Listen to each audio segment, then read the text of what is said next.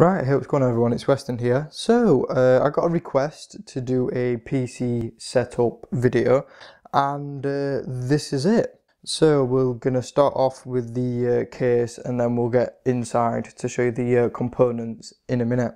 So the case is a Corsair Graphite 230T. Now on the front we have twin USB 3, a headphone port, a microphone port, your reset switch and your power button. The power button and your reset glow orange, as do the front 120mm fan, and that's designed to match the orange Rebel colour scheme of the case. So looking at the side of the case, you can see there's no additional cooling on the side, but there is a nice cutout so you can see your components inside. So if you're really bothered about a really clean build and you really like making them look nice, then you've got a perfect viewing window to see your graphics card and part of your motherboard and your cooler as well. So because there's no cooling on the side, you get cooling on the top instead.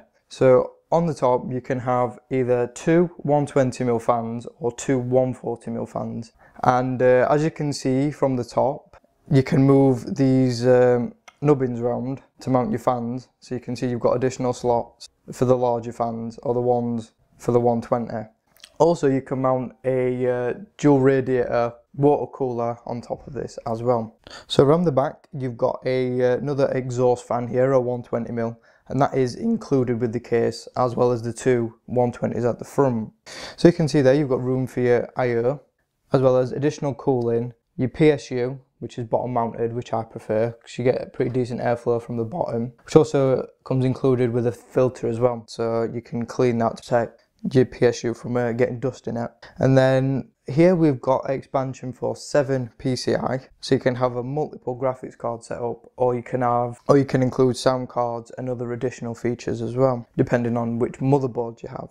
So also you notice on the back panel is 2 screws, and these are thumb screws, so you can take the side panels off, which I'm going to do in a second to show you the inside of the actual case. Right guys, so now we're inside the actual case itself. You can see my build isn't exactly the cleanest of builds. That's because I'm not too fussed about having it all neat and tidy, because I'm not having it on display, so I don't really mind the wiring and stuff like that. And you like your case really clean and really tidy inside, then you can see there's a lot of areas you can actually tidy your cables and make it look much nicer than what I've done. I've just pretty much thrown it together to make it functional rather than to make it aesthetically pleasing. So we're going to continue with the case, and here you've got room for 3 5.25 optical drives. You've got room here for your SSDs, so you can have 4 SSDs at 2.5 inch, and you can also have 4 3.5 inch as well HDDs. Now that is really good. You can really fill this case up with hard drives for into video editing, or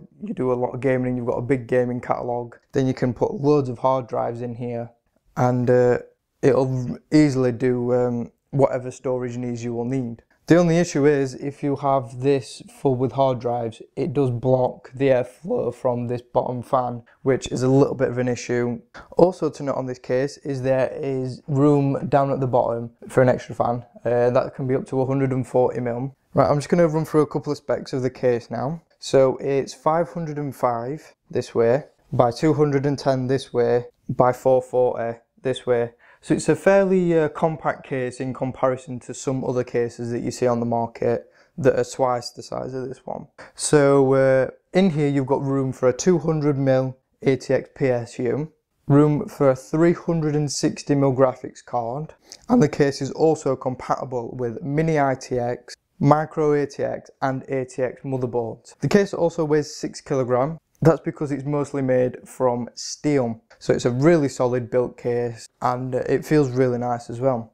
So that is the case pretty much well and done. Now we're going to talk about the actual components that make this all work. So under here we have my CPU, which is an AMD Phenom II X4 965. Now that is a really old CPU from 2009 I believe. So I will find an equivalent version of this that you can actually get a hold of, because I believe they've stopped selling these now. Now it's a 4-core CPU clocked at 3.4 gigahertz. It draws 125 watt, and that's pretty much all the information I could find on it. So next up we've got the RAM, which is the G.Skill Aries series RAM. So it's a pretty budget RAM, but it does the job. It's 1333 megahertz, I believe, and it's a dual channel system. So I've got 8 gig in this at the minute, because that's all I need. So that's 2 4 gig sticks, and they draw 1.5 volt with the and they also include a low profile heat spreader as well. So if you've got a fairly large air cooler, these will easily sit underneath, but you can see I haven't got that. I've got a different cooling solution.